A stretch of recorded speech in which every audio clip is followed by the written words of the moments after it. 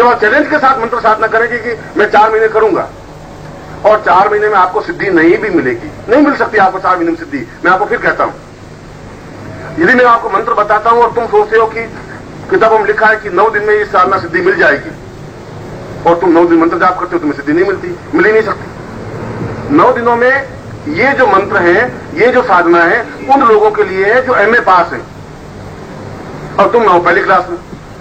अब पहली क्लास वाला 9 दिन में उस पूरे MA को कैसे कवर करेगा, कैसे होगा ये? और तुम कह रहे हो देखो 9 दिन मंत्र जाप तो कर लिया, 9वां मंत्र जगदम्बा आई नहीं। और जगदम्बा ये जो मंत्र मैंने लिखा था 9 दिन के लिए MA पास वालों के लिए, शास्त्र में लिखा है, वो ऋषि थे, अपने आप में योगी थे, उच्च कोटि के थे, जीवन भर चिंतन उन्होंने यही किया और उस मंत्र को 9 दिन जप किया और जगदम्बा प्रकट हुई। वो आपके जीवन में है नहीं। अभी तक आपने कुछ ऐसी साधना नहीं की, ऐसी आपका बेसिक बल तो है नहीं, आपकी धरातल नहीं है। और जब धरातल नहीं तो 9 दिन में या 5 दिन में आपको साधना सिद्धि कैसे मिलेगी? पहले आप पहली क्लास में, दूसरी, तीसरी, चौथी, 5वीं, 6ठी, 8वीं, 12वीं। मैं एक उदाहरण देकर समझा रहा हूं MA क्लास का। और जब आप MA क्लास में पहुंच जाएंगे उसके बाद गारंटी के साथ 5 दिन साधना करने पर फल मिलना ही है। अब प्रश्न उठता है कि गुरुजी अब तुम 45 साल के हो गए, अब आप नया गोबा छोड़ दिया कि अब हम MA करें।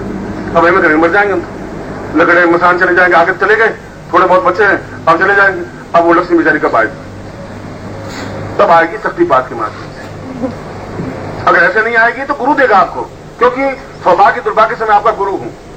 ये मैं दुर्भाग्य कि मैं आपका गुरु, ये आपका सौभाग्य कि मैं आपका गुरु। दोनों तरफ से एक ही बात है।